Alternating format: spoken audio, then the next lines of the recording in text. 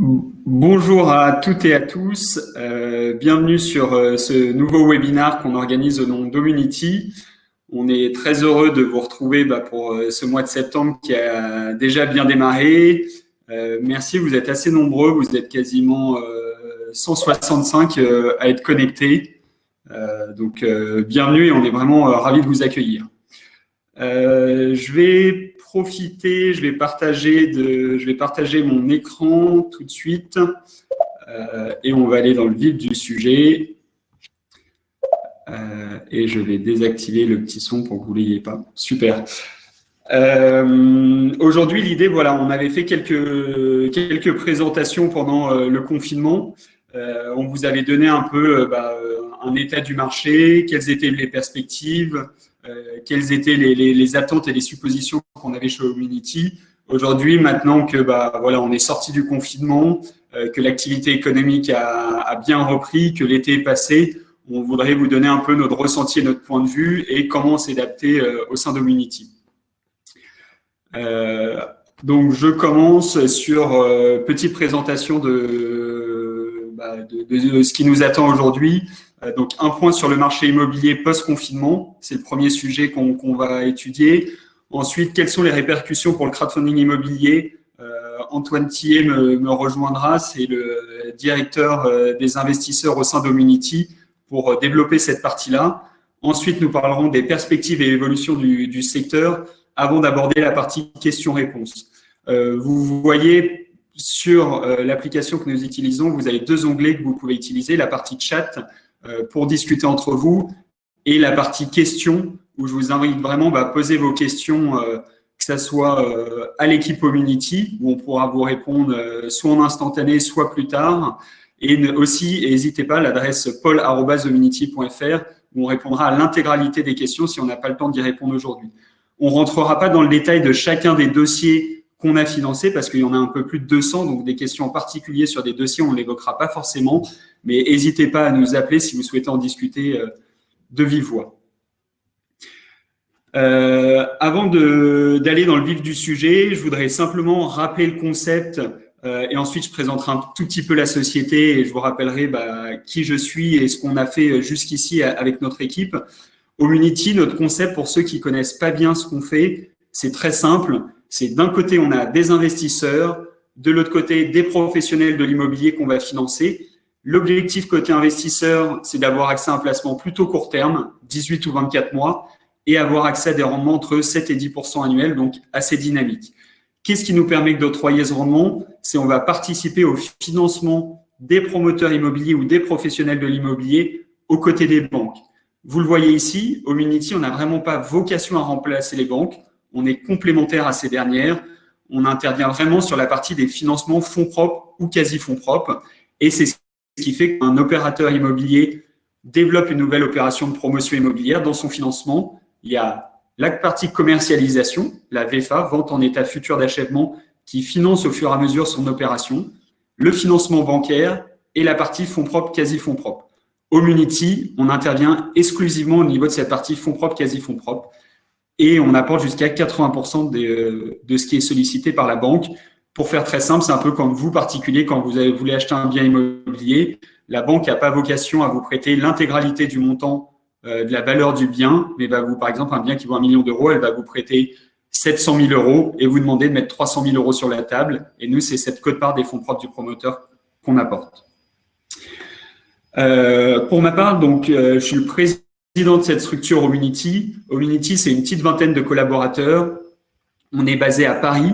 On a comme actionnaire principal, on est une filiale de Tikeo Capital. Donc, Tikeo Capital, c'est une société de gestion d'actifs alternatifs. Ils ont quasiment 26 milliards d'euros sous gestion. C'est une société qui est cotée en bourse un peu plus de 3 milliards. Donc, on a la chance d'avoir un actionnaire derrière nous qui est solide et qui nous accompagne dans nos développements et qui, à travers un fonds qui s'appelle Tikeo Omunity Fund, vient également investir dans les opérations qu'on propose sur la plateforme. Quelques chiffres sur la société et ensuite on va rentrer dans le vif du sujet.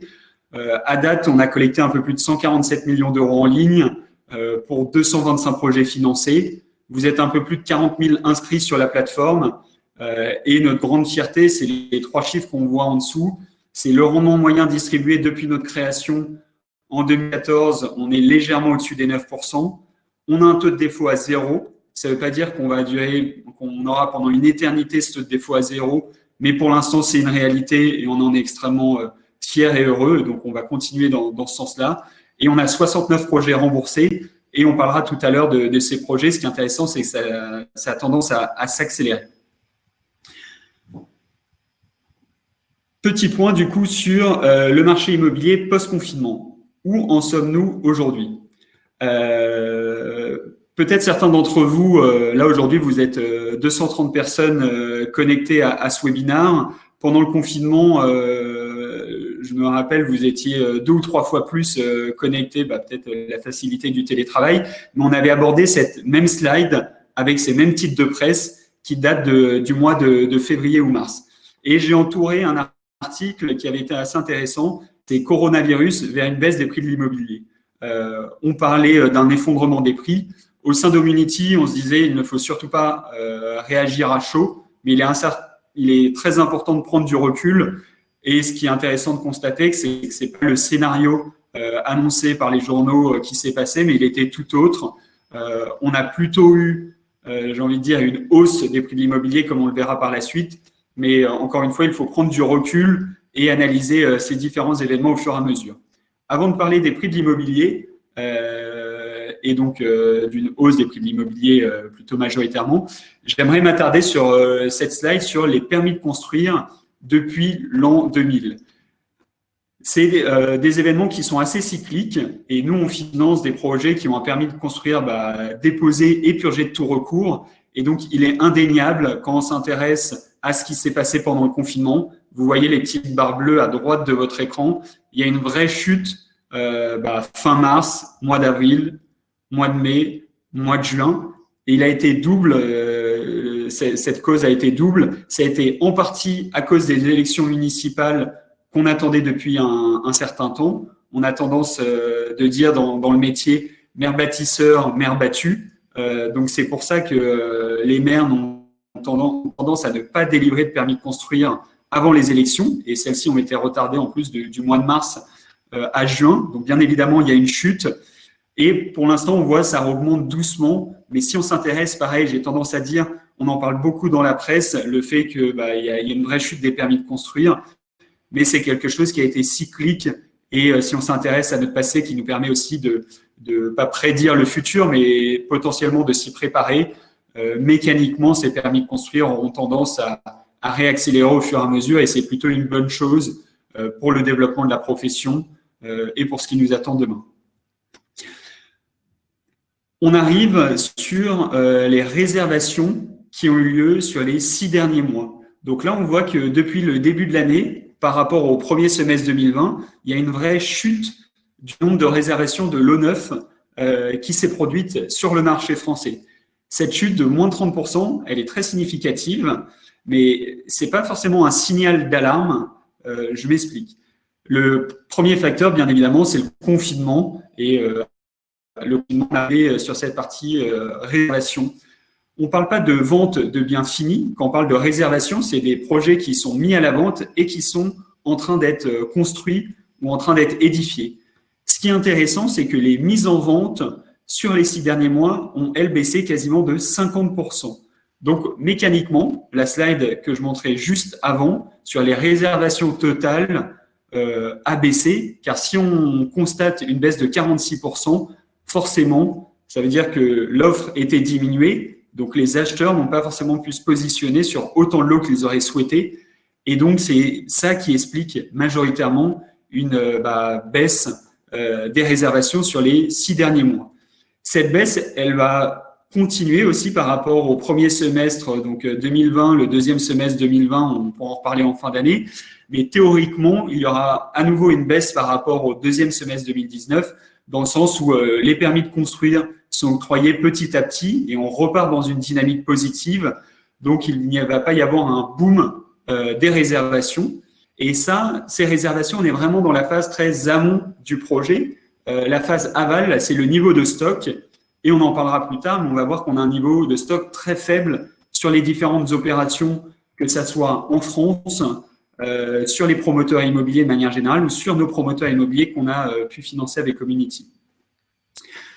Impact sur les prix, là je parle vraiment de l'immobilier neuf, pas du tout de l'immobilier ancien.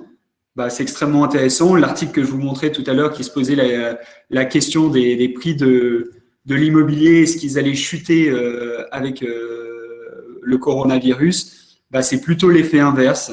On continue d'être sur une dynamique positive où les prix de l'immobilier ne cessent d'augmenter, que ça soit dans l'ancien, on en parlera plus tard, mais dans le neuf, clairement, on voit la tendance est positive.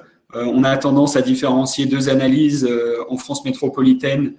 Homunity intervient que sur des opérations France métropolitaine. C'est pour ça qu'on a choisi ici de scinder l'Île-de-France, qui peut être un marché un peu atypique, et la France entière. Et donc, on voit qu'il n'y a pas une baisse des prix de l'immobilier dans le neuf. Au contraire, il y a une augmentation des prix. Et ça, c'est aussi dû à une raréfaction de l'offre et des lots qui sont disponibles à la vente. Ce concept, pour bien comprendre l'immobilier neuf, il est très, très important et il est très différent. On avait l'occasion d'en discuter les dernières fois, mais par rapport à d'autres secteurs, que ça soit dans l'industrie ou dans plein de métiers différents de notre économie, l'offre et la demande est vraiment inversée pour l'immobilier neuf. C'est-à-dire qu'il y a une demande qui est plus forte que l'offre. Donc aujourd'hui, ce dont on a besoin dans l'immobilier neuf, c'est de produire. C'est pour ça qu'on demande souvent que les permis de construire soient libérés, que les fonciers puissent être achetés à des prix cohérents afin qu'on puisse augmenter cette offre et que cette offre soit quasiment égale à la demande pour qu'on arrête de voir un prix de l'immobilier neuf qui augmente. On n'est pas dans cette situation aujourd'hui. Donc, j'ai envie de dire, pour les investissements qui ont été réalisés au sein des projets qu'on a financés jusqu'ici, c'est plutôt positif parce que nos promoteurs immobiliers ont très peu de stock. Ils vendent les biens immobiliers, les appartements qu'ils ont produits au prix qu'ils avaient envisagé, voire à des prix supérieurs. Donc, ça fait que consolider et renforcer les opérations dans lesquelles vous avez investi. Je vais inviter Antoine Tillet à prendre la suite pour cette partie répercussions sur le crowdfunding immobilier. On va parler vraiment de ce qui s'est passé depuis qu'on est sorti du confinement. Donc, Antoine, à toi la parole. Merci Quentin, bonjour à toutes et à tous. C'est toujours un plaisir de vous voir nombreux lors de ces différentes visioconférences. Lors du coup de cette seconde partie, je vais vous présenter donc quelles sont les répercussions pour le crowdfunding immobilier du fait de la crise actuelle du Covid que l'on vit tous. On va commencer dans un premier temps avec une petite rétrospective sur les différents chiffres du crowdfunding immobilier sur le premier semestre 2020. Et chez Homunity, on regarde principalement trois indicateurs sur le marché du crowdfunding immobilier. Ces chiffres sont les suivants: les montants collectés, les montants remboursés, ainsi que le taux de défaut.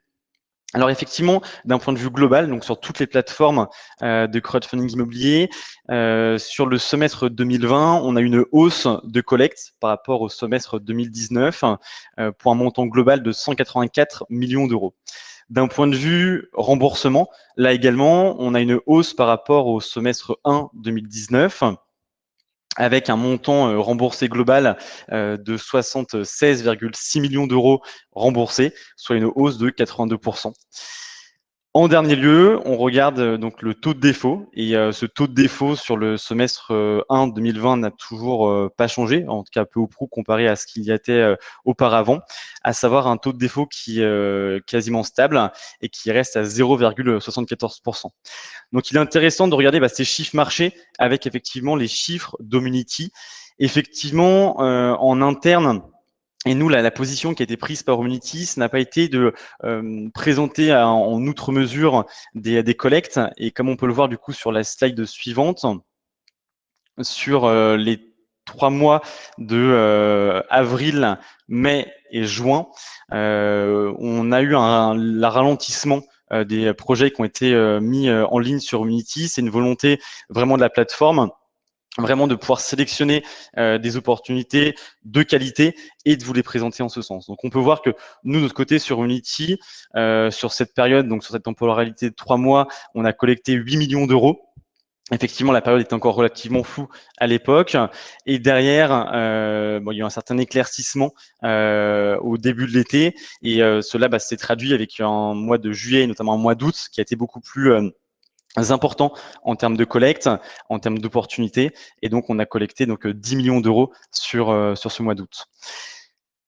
Concernant les remboursements sur Homunity, donc les différentes sorties positives, on a, au cours des 3 dernières années, eu 37 sorties positives.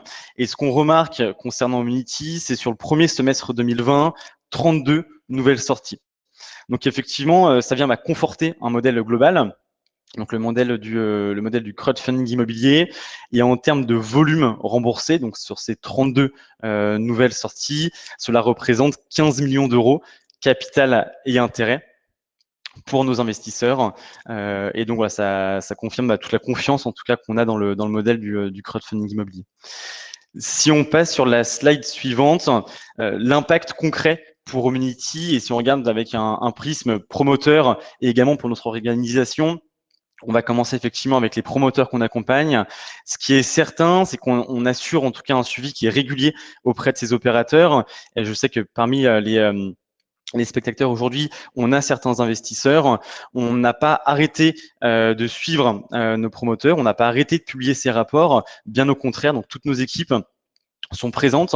On est d'autant plus attentif sur des critères qui auparavant rentraient dans le grille d'analyse, mais qui étaient, on va dire, des critères minoritaires. Et ceux-ci, en tout cas, sont vraiment regardés de manière mensuelle ou en tout cas trimestrielle. Sur ce scan, en tout cas, qu'on a pu faire sur tout notre portefeuille de promoteurs, effectivement, on a certains acteurs qui ont sollicité des PGE, et pour nous, c'est une bonne chose, à savoir que les banques vont pouvoir venir donner des liquidités à certains promoteurs immobiliers afin de renforcer leur liquidité et leur trésorerie à court et moyen terme. Donc, ça va dans le sens d'une croissance qui est plutôt cohérente, et ça vient effectivement renforcer ces structures. Derrière, effectivement, et pour être tout à fait transparent avec vous, et on reste toujours, ça reste en tout cas inhérent à la situation actuelle.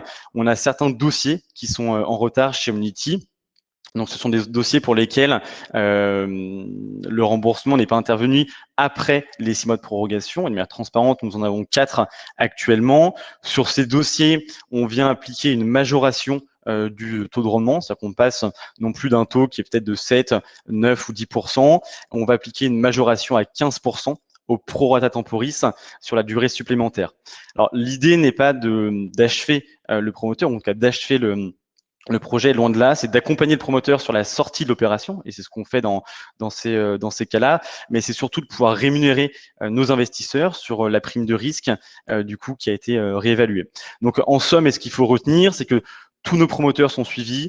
On n'a pas de drapeau rouge ou de drapeau noir qui sont soulevés sur ces structures, et que on continue à publier les différents rapports sur les différents projets.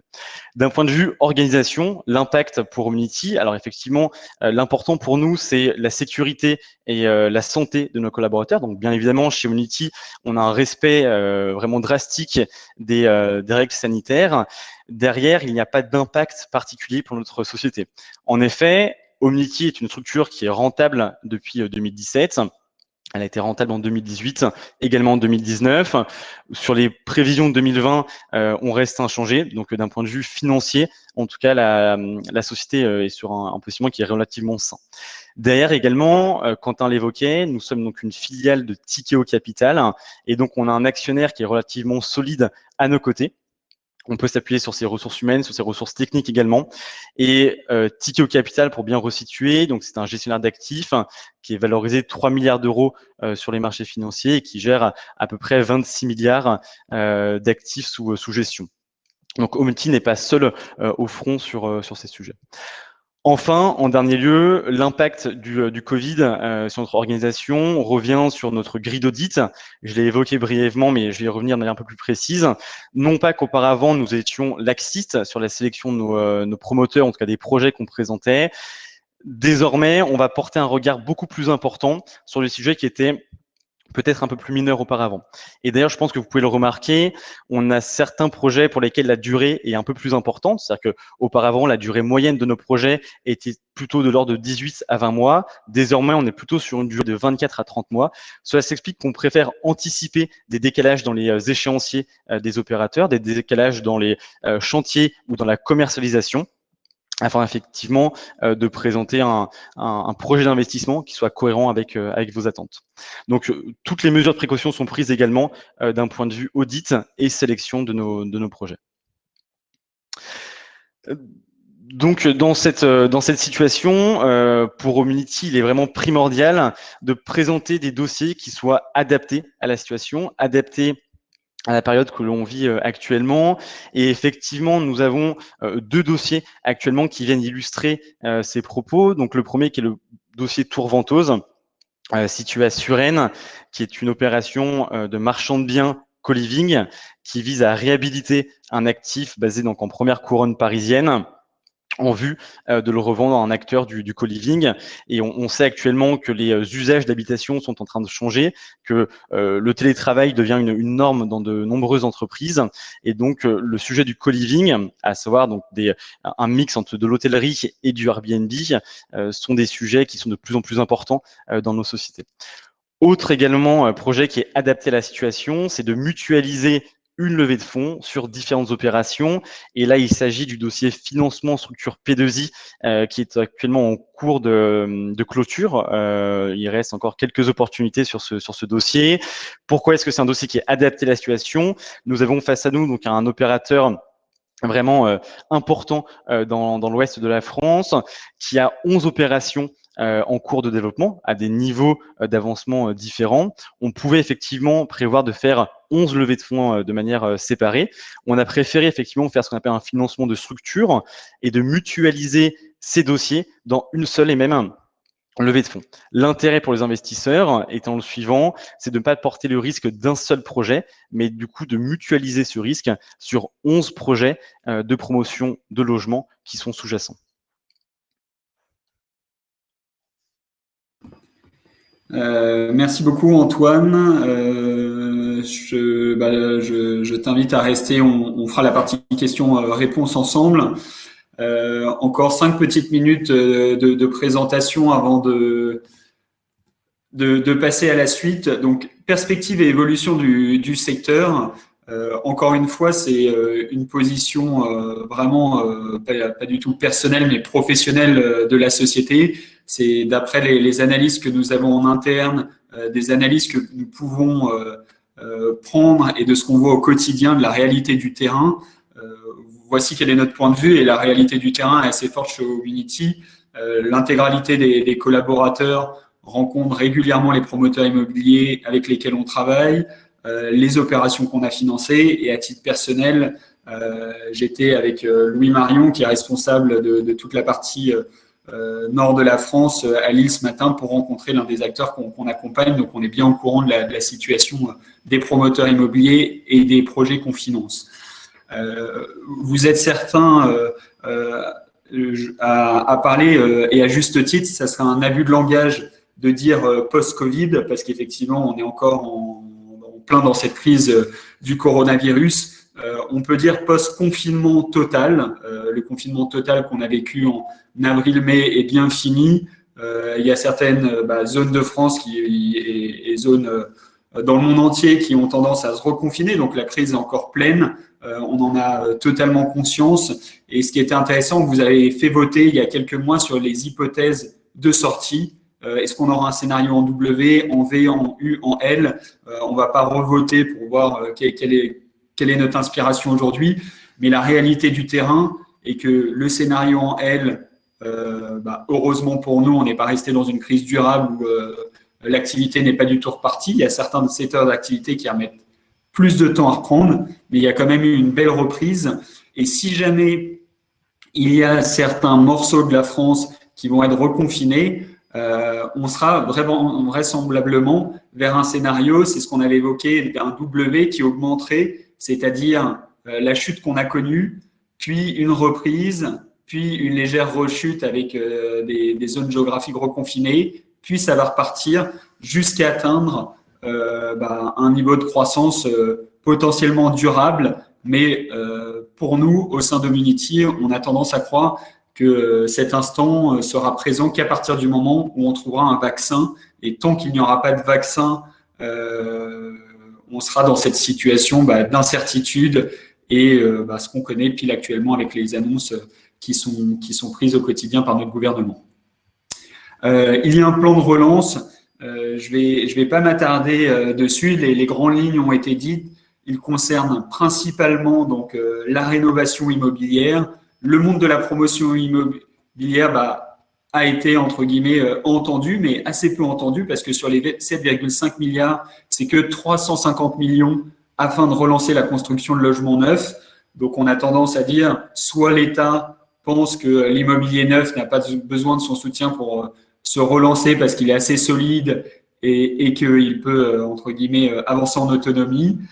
Soit l'autre solution, il y avait quand même eu des choix assez forts qui avaient été faits de la part de INI ou de la Caisse des dépôts et de consignation pour se porter acquéreur de plus de 40 000 lots en France. Et donc, ça vient soutenir la demande dans une hypothèse où celle-ci venait à s'effondrer.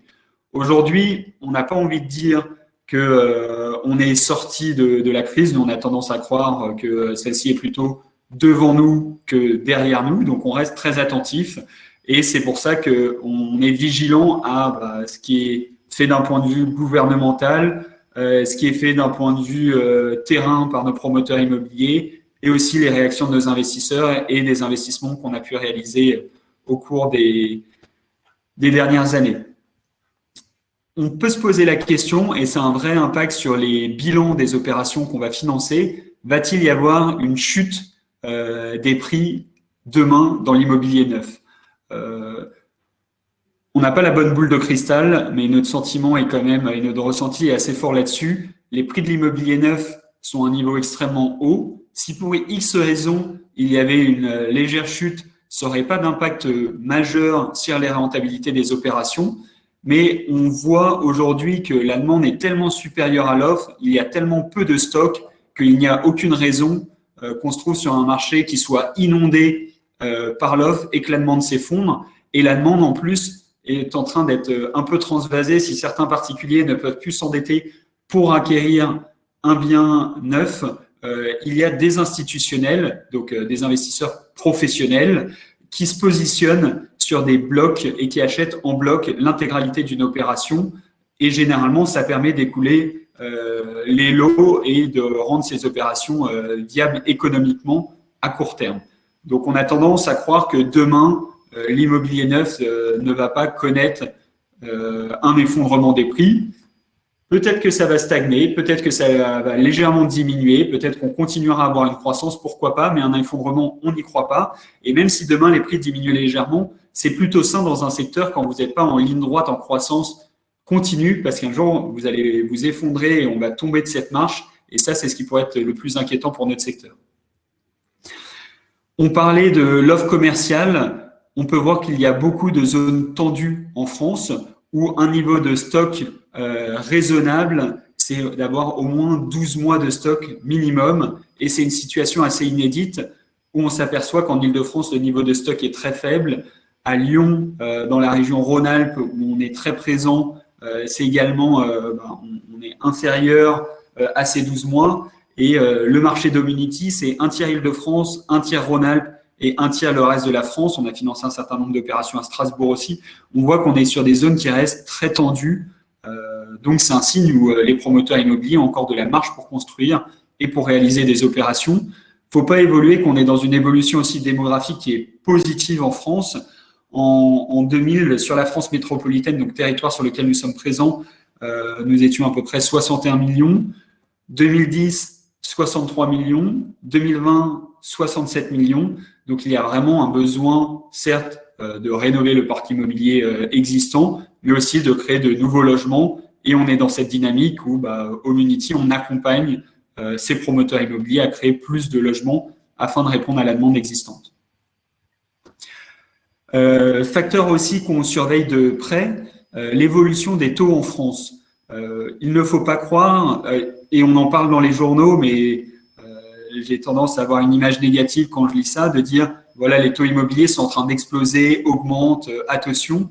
Encore une fois, prenons du recul, regardons le niveau de taux sur les 20 dernières années, sur les 5 dernières années, et on était peut-être arrivé dans un marché qui était déraisonnable, où on empruntait à 0,5, 0,6, 0,7%. Donc, c'était extrêmement faible. Là, les taux augmentent légèrement, certes, c'est une réalité, il ne faut pas le nier, mais pour autant, ça reste des taux historiquement bas et les Français, les particuliers français, ont toujours accès à ces crédits. Donc, certains sortent de cette zone pour en obtenir un. Donc, certes, ça, c'est un facteur négatif et on l'analyse, on le comprend bien, mais néanmoins, de manière globale, il n'y a pas d'inquiétude à avoir là-dessus et il n'y a pas de raison aussi. On va peut-être se situer sur ce que vous voyez, un taux à 1,5, ce qui était le cas en 2017, 2018, et notre marché était sain. Donc, certes, les taux augmentent un peu, mais il n'y a rien de catastrophique et on a tendance à croire que ça va continuer comme ça. Suivi des tendances pour, là on compare l'évolution des prix dans le neuf et dans l'ancien. On va arriver assez vite à la partie questions-réponses, ça fait déjà 30 minutes qu'on est dans cette présentation. Mais pareil, on a une évolution positive de ces prix depuis 2015 quand on part sur une base 100.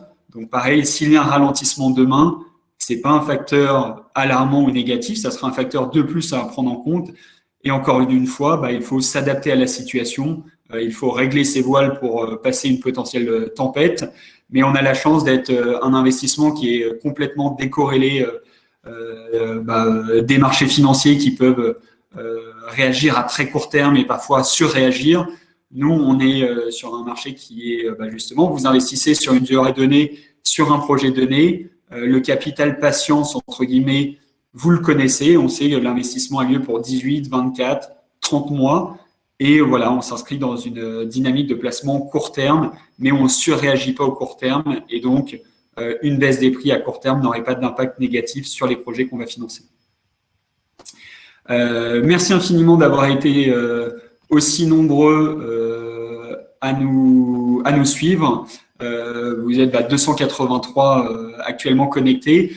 On va passer à la partie questions-réponses. Antoine, je te laisse éventuellement prendre la première question. Merci Quentin. Première question effectivement qui nous a été remontée. Donc on indique sur le site que Homunity investit à vos côtés dans chacun de ses projets. Donc comment peut-on savoir le montant de votre investissement sur chaque projet? Cette information ne semble pas être visible sur le dossier investisseur. Effectivement, il faut retenir que Homunity investit sur chacun des dossiers et cela va varier. On ne communique pas forcément sur le montant qui est investi. Cela varie de 1 obligation jusqu'à 10 obligations. Mais voilà, ce qu'il faut retenir, c'est que sur tous les projets qui ont été présentés sur la plateforme, donc les 225 projets dont parlait Quentin premièrement, sur tous ces projets, les fonds propres d'Homunity sont engagés sur les opérations et de manière parallèle également, on a un fonds d'investissement qui a été créé avec Tikeo Capital qui co-investit sur certains des projets présentés sur la plateforme. Question suivante, on nous pose la question en fait d'afficher les montants collectés sur les collectes en cours. On s'est rendu compte et peut-être que vous n'étiez pas inscrit ou encore investisseur chez Homunity à l'époque. On l'a fait lors de la création d'Homunity et ça a plutôt eu des effets pervers dans le sens où il y a toujours un décalage ou peut y avoir un décalage entre la partie signature et réception des fonds. De temps en temps, on a affiché qu'il restait de la place parce qu'un contrat avait été signé et qu'on n'avait pas encore reçu les fonds. Et au final, on n'avait plus de place pour les investisseurs. Donc ça nous a été vivement critiqué, on nous l'a fait savoir. Et ensuite, on ne souhaite pas être dans une course où une personne investit parce qu'une autre personne investit. Les projets sur Homunity, et pour être transparent avec vous, c'est à peu près 10% des projets analysés qu'on met sur la plateforme. Si on les met sur la plateforme, on y croit. Notre société investit systématiquement dans les opérations. Nous, dirigeants, on investit énormément dans nos opérations parce que c'est un bon moyen de placer notre épargne liquide. Un certain nombre de nos collaborateurs aussi. Donc, j'ai envie de dire, quand on va sur un projet, on y croit. Et on ne souhaite pas que les gens soient pris dans la précipitation. Un projet à 1 million, soudainement, 5 minutes après, ils voient 700 000 euros et se disent, je vais investir parce que les autres ont investi et je ne vais même pas prendre le temps de lire le dossier détaillé, de comprendre les risques. Tous les dossiers ont des risques. Le capital n'est pas garanti, le rendement n'est pas garanti. Et donc, on ne souhaite pas être dans cette logique. Chacun choisit les projets dans lesquels il investit. Mon principal conseil, c'est diversifier vos investissements. On parlait de la collecte P2I actuellement. Comme tous les projets, il y a des avantages. Il y a un rendement qui est distribué annuellement sur cette opération, donc c'est quelque chose de pertinent.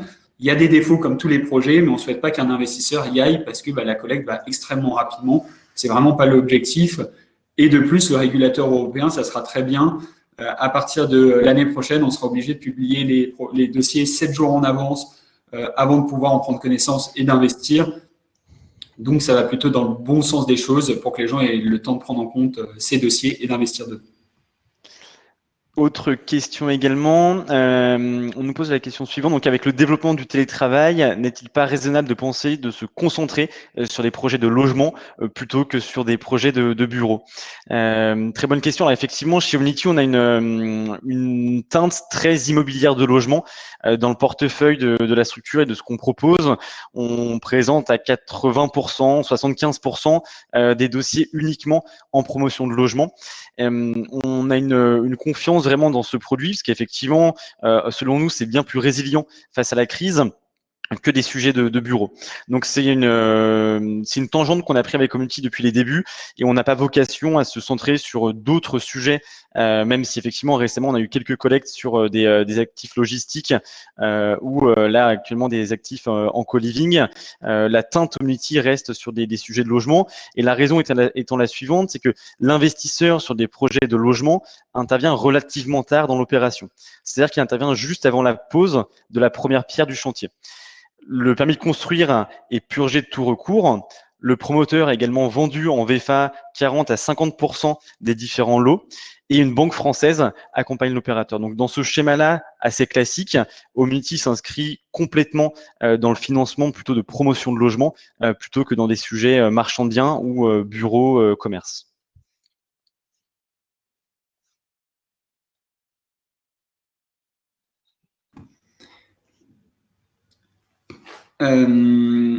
Merci Antoine pour cette partie-là. Je vais prendre la question suivante qui dit « Je m'inquiète du montant très en hausse des collectes ».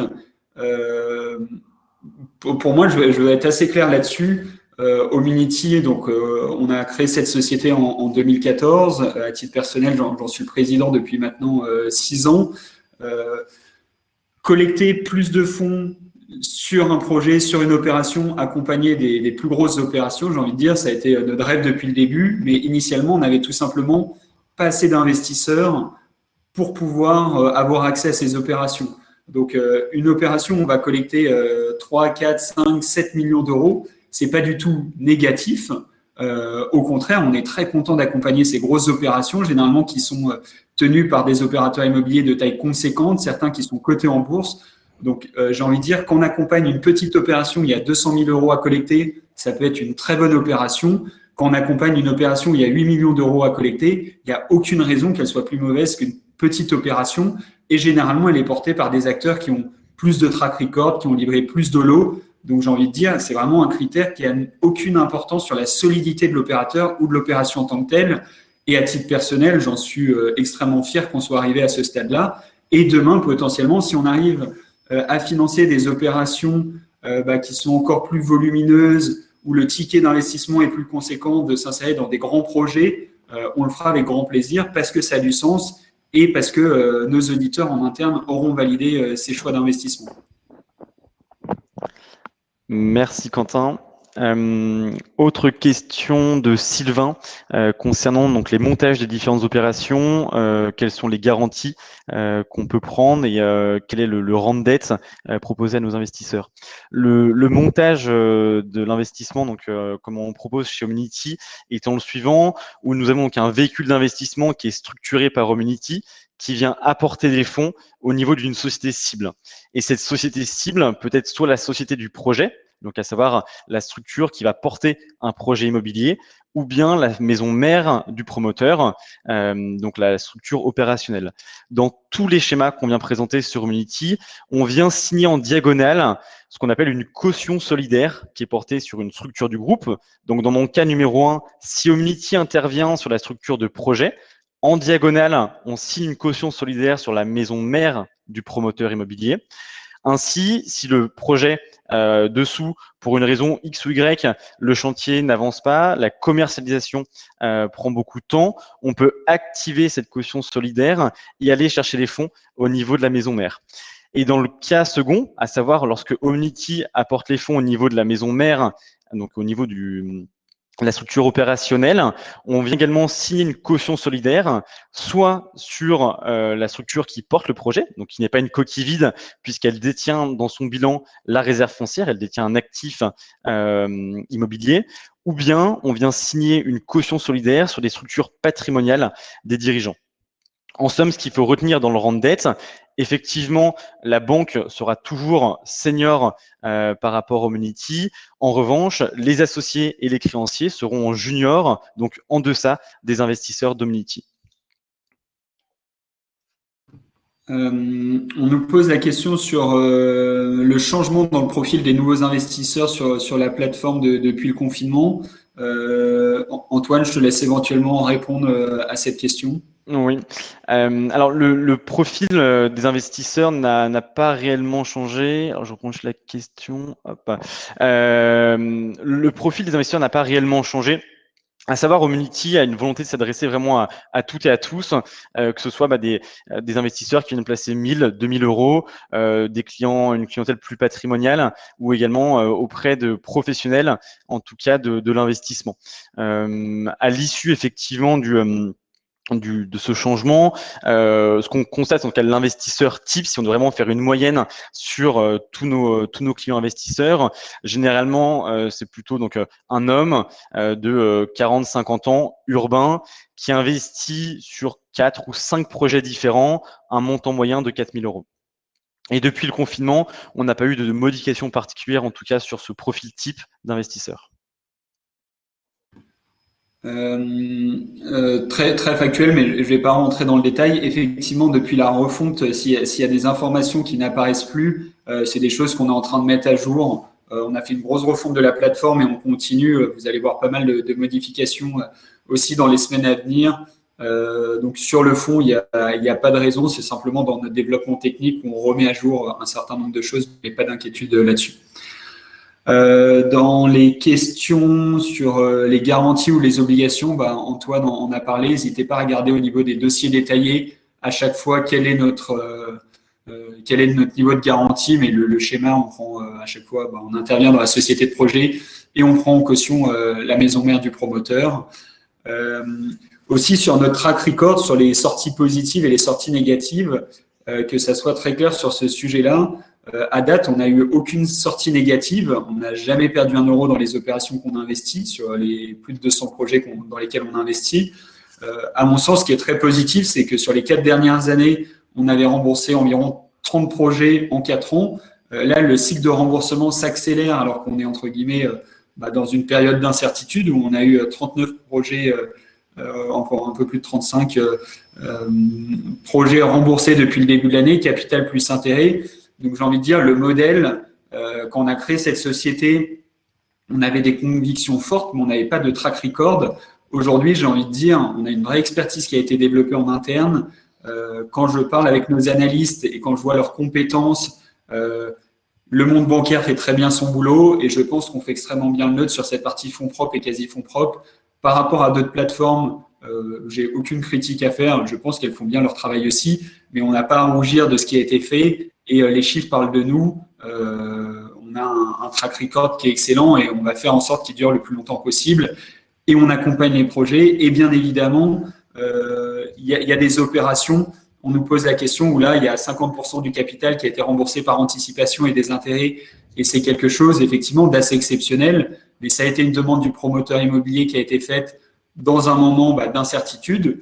On se dit, tant mieux, c'est quelque chose de positif pour les investisseurs. On le prend et on s'adapte à la situation et on n'est pas figé, j'ai envie de dire, tous les jours, on remet en question notre méthode de travail, nos analyses, donc tous les jours, c'est une expression, mais vraiment toutes les semaines, dès qu'on a nos comités de sélection dans lesquels moi je participe personnellement, Pierre-Yves Appert les dirige et a une vraie expertise sur ces sujets-là. Toute cette équipe audit, on se remet toujours en question sur quels sont les bons projets, quels sont les bons promoteurs et quels investissements on a envie de faire parce qu'encore une fois, à titre personnel, je suis investisseur.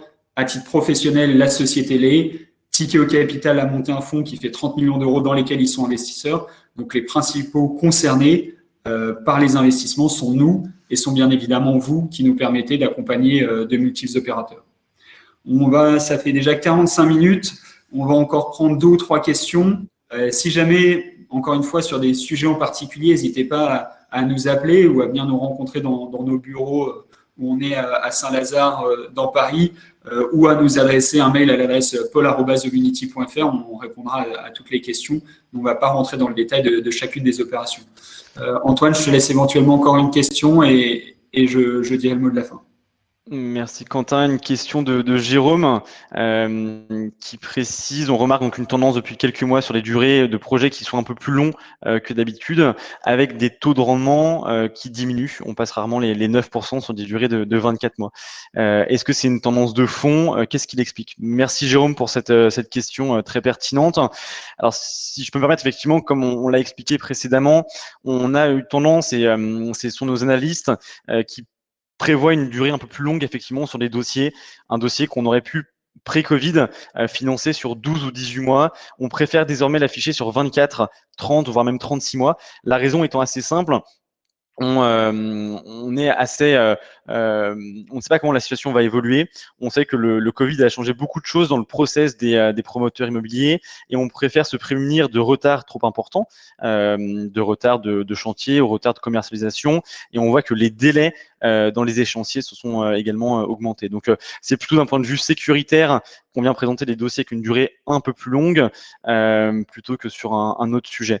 Et concernant le taux de rendement, ce taux de rendement a plutôt tendance un petit peu à évoluer. Alors, on a une éthique chez Unity, c'est si un dossier présente un risque trop important, à savoir un dossier qui présente un taux de rendement de 11, 12, 13%, ce dernier ne sera pas ciblé et validé en interne, donc il n'apparaîtra pas sur la plateforme. Pour autant, ce qu'on remarque, c'est des dossiers qui auparavant auraient pu être financés à 8%. On va les monter de 0,5 points, 0,75 ou un point de rendement afin effectivement de rémunérer la prime de risque, en tout cas de nos investisseurs. Merci Antoine, et je vais tout à fait dans le sens, c'est vraiment la politique au sein d'Unity. Si on dépasse les 10%, nous, notre plus grande fierté, et je souhaite que ça soit le cas dans les mois et les années à venir, c'est d'avoir le taux de défaut le plus faible possible. Aujourd'hui, c'est le cas. Encore une fois, les performances passées ne présagent pas des performances futures, mais c'est quand même un très bon début. Et si on passe sur du 11, 12, 13, 14, 15%, j'ai envie de dire, d'un côté, je ne souhaite pas qu'on ait une approche trop opportuniste envers les promoteurs immobiliers et qu'on soit là pour capter l'intégralité de la marge. On leur fait conserver une partie de cette marge aussi conséquente parce que ça vient solidifier leur société. Donc, c'est bien pour nous, pour nos investissements. Et après, je préfère qu'on ait des placements à 8, 9, 10% avec des beaux acteurs plutôt que d'avoir du 10% et de se prendre des casseroles là-dessus. Donc là-dessus, notre politique n'a pas vraiment changé. On ne la fera pas évoluer. On ne souhaite pas avoir plus de risques. Et on pense qu'on a trouvé un niveau de risque-rendement intéressant aujourd'hui. Petit mot de la fin. On est conscient de la situation aujourd'hui qu'on est en train de vivre en France. On trouve que les fondamentaux sur le secteur dans lequel on est bon, que les choix qu'on a fait par le passé, 100% des 2 premières années des investissements qui ont été réalisés ont été remboursés. Il y a eu 0 sortie négative et on était dans un cycle. Je ne vais pas dire qu'on découvrait le métier, loin de là, mais on faisait nos premiers investissements et on avait besoin de faire nos preuves. C'était une étape de valider. Et aujourd'hui, au quotidien, si une opération nous semble compliquée ou on ne la comprend pas, bien évidemment, on n'y va pas. Et on a cette logique d'avoir le risque-rendement le plus pertinent pour vous, d'avoir toujours une sélection extrêmement importante. Et c'est ce qu'on va continuer de faire. On n'est pas des éternels optimistes, mais on n'a pas non plus envie d'être pessimiste à tout prix. On a la réalité du terrain qui parle. Et aujourd'hui, on voit que les projets avancent, les chantiers ont tous repris, que si demain, il y a un confinement, je ne pense pas qu'il sera total et que les chantiers vont s'arrêter à nouveau. Et encore une fois, quand les chantiers se sont arrêtés, ça ne remet pas en cause l'intégralité de l'opération. Il y a eu de la pré-commercialisation. Les chantiers cessent quand il y a du mauvais temps. Les promoteurs immobiliers sont des beaux entrepreneurs qui savent s'adapter. Et nous, on est à leur côté, on sait s'adapter aussi pour les accompagner. Merci à tous pour votre présence. Un grand merci à Sabrina qui a organisé ce webinaire et qui a réuni quasiment 300 participants. Merci Antoine, responsable du pôle investisseur. N'hésitez pas à prendre contact avec lui ou avec ses équipes. Merci à Eudes Blin aussi qui a répondu à vos questions pendant tout le long de cette présentation. On a vraiment à cœur d'être le plus transparent possible. Donc, si jamais vous avez la moindre question à laquelle on n'a pas répondu, si vous souhaitez venir nous voir physiquement dans nos bureaux, surtout, n'hésitez pas, vous serez toujours les bienvenus. Et on continuera de faire ce genre d'événement dans les prochains mois pour répondre à vos questions.